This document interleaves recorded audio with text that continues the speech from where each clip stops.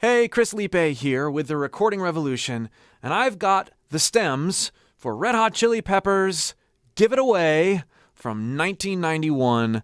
This is an amazing song. One of the best ways that we can learn how to craft sounds in our own recordings is by studying the isolated multitracks from songs that we love. What are the tones like in isolation and how do they work together? It's one thing to hear a mix of something and make assumptions. It's another thing to hone in on the source and learn a ton. If you'd like more help with your own compositions and you want action steps to help everything that you do sound way better, click the link below and join my free recording course. And there's ways we can work together from there. That's the best place to start. All right, let's get into these stems.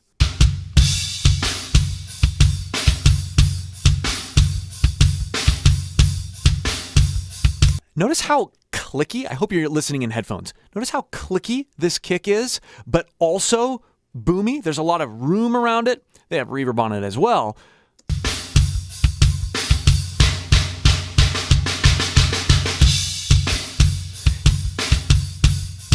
It's not very isolated. Bleed is everywhere, and you can hear that in the snare too.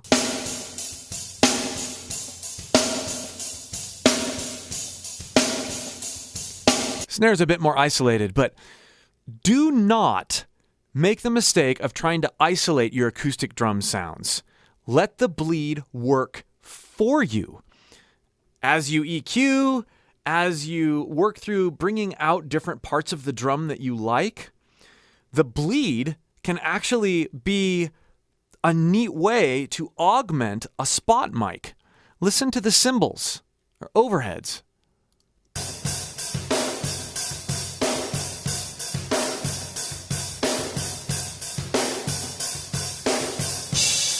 Adding the kick and snare.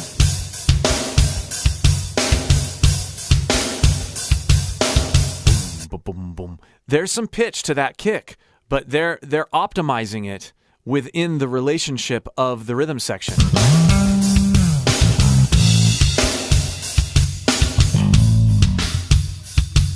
That kick drum warms up the bass, and the bass warms up the kick, that clicky kick.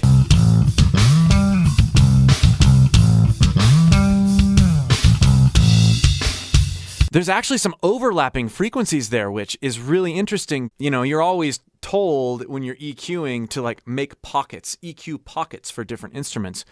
And you can hear them doing that some on the drums, but when you get that bass and that kick working together,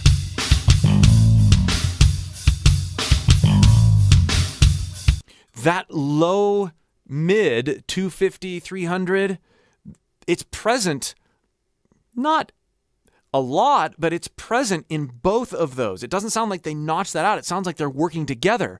But in the presence that they've added to both of those instruments, or that they've allowed to come through,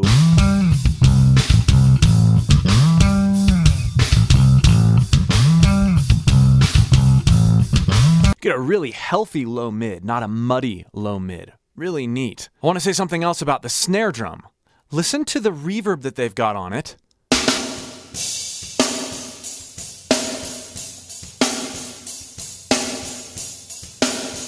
Stereo reverb, it's not the greatest sounding reverb, and there's a lot on there.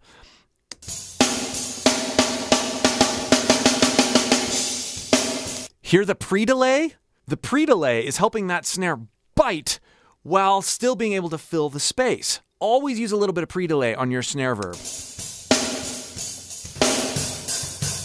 It sounds like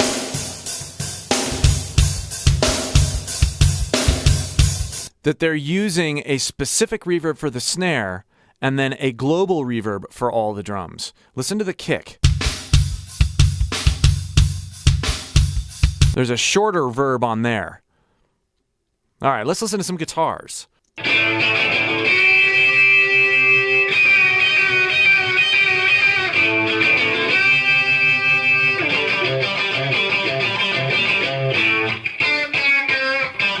Oh.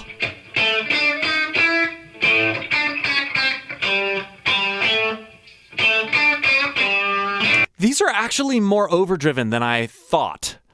having listened to these isolated tracks, but listen to how bitey it is. That 2K, 3K sound.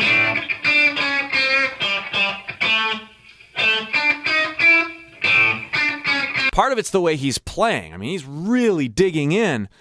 But this is one of those sounds on guitar, that 2 to 3, maybe even 4K, that I think is missing in truly accurate representation still in some modeling software. You notice you've got a lot of room sound. It sounds like they've got a far mic, and they've got a close mic, and then they've got reverb, and that's what it sounds like to me, that they're miking some sort of room, but they've got lots of definition, and they're allowing that 2 to 4K to really be bitey and really get you. If I received these, my first inclination, if I were to solo it and not listen to it in any context that I'd created in whatever mix was there, I would be inclined to be like, oh, those are way too bitey. I'm gonna dip that. And I would wonder why my mix sounded flat and lifeless. These frequencies, used in many cases, especially in the guitars, more than we think we need to use them, it's a good thing.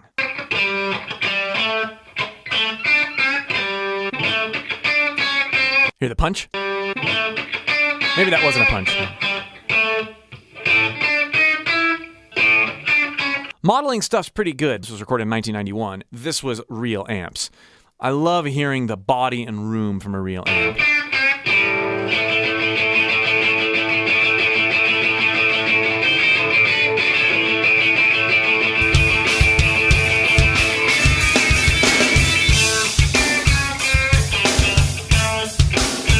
What an incredible groove. Let's listen to some keys.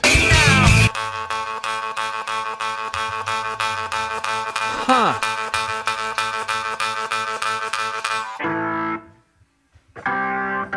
Listen to the keys and the guitar together.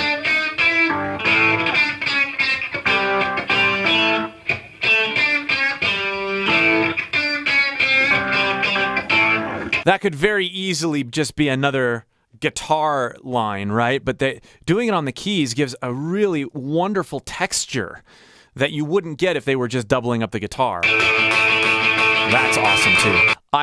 I didn't really hear that in the final mix. I mean, I hear it, but I didn't really pass it off as, oh, these are keys. Not here either.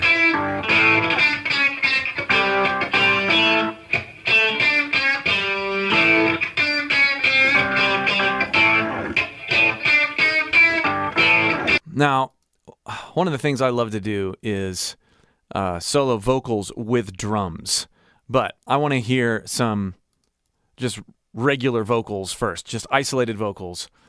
I love hearing all the little nuances. What I got, you got to give it to your mama. What I got, you got to give it to your papa. What I got, you got to give it to your daughter. You do a little dancing and you drink a little water. What I got, you got to get it, put it in you. What I got. Notice how he's spitting out those words. He's really percussive with what he's saying. He's following the groove of the band. But when you listen to these kinds of things isolated, you realize how much freedom the vocalist has for being a character, being someone that is immersed in what they're doing with no self-consciousness at all. This is what gets you a great vocal performance. Not good mics, not good pitch, not practicing scales.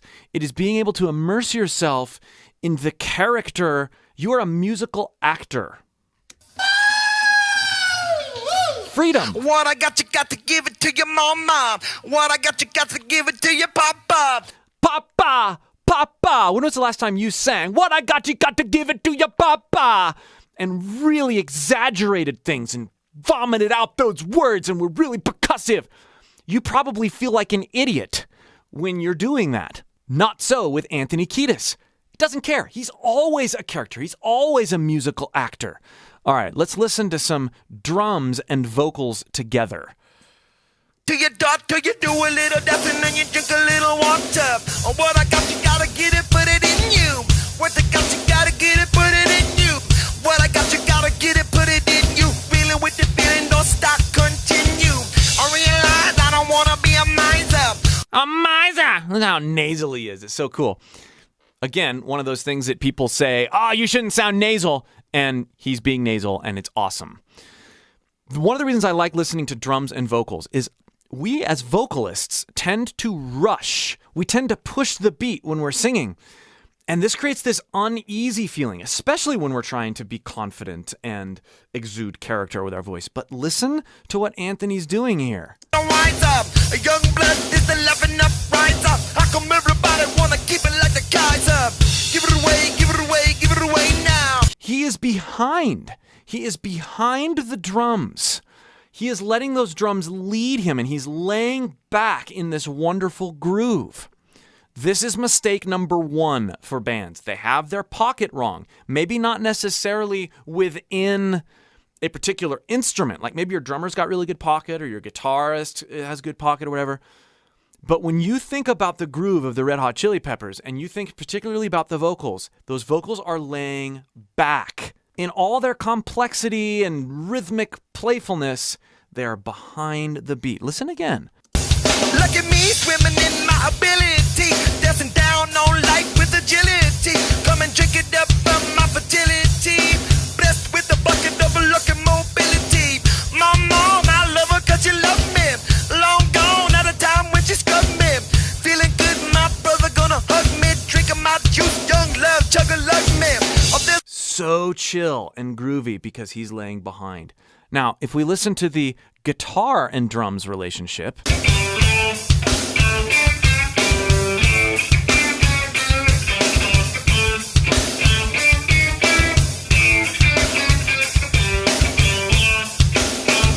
watch. Here's our guitar. Check it out.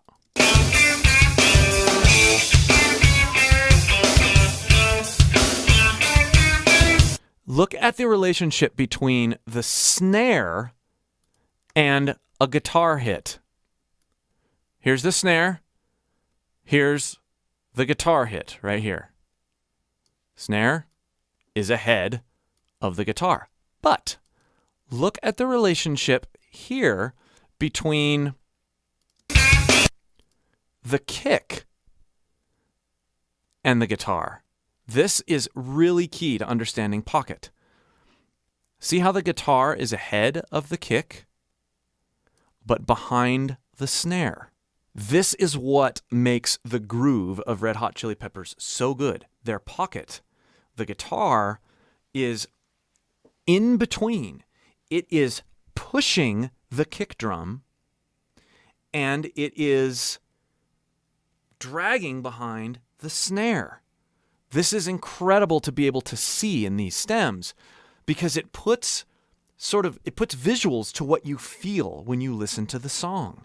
Listen again to this groove with that visual.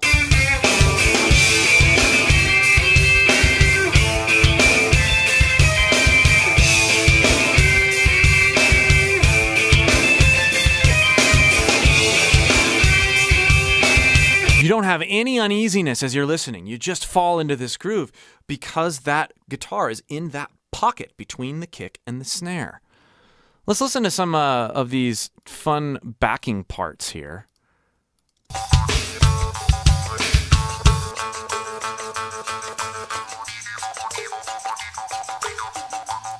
Ancillary tracks, some keys, some percussion.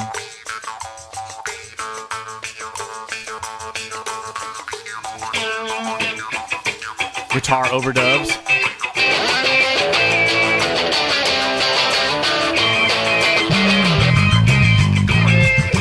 Oh yeah.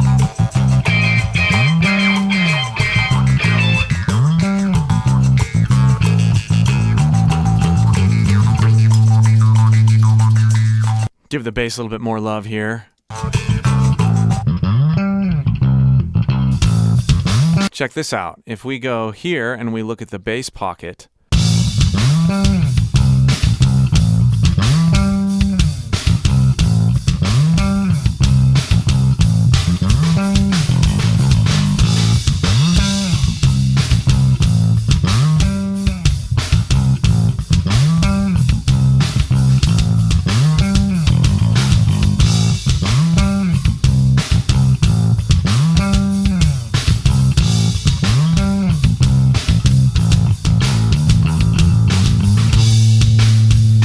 can see that it's sometimes a little bit ahead of the kick and sometimes a little behind the kick. But on those downbeats, most of the time there, he's a little bit behind the kick. So on the strong beats, the bass is letting the kick be ahead. He's lagging behind. But then in between the beats, he pushes a little bit. This is why quantization in modern music or groove manipulation never works as well as just playing really, really tightly and wondering or working out how your drummer plays and what his groove is like, and then putting things in and around with your own musicianship to create a truly unique and groovy pocket. Hope you've enjoyed going through this song. Let me know what other songs you'd like me to evaluate and pull from. I hope this gives you ideas not only for your own recording, but also for your own musicianship and band leading and arranging. Again, if you'd like more help with your own music, click that link below and join my free recording course. We'll see you for more.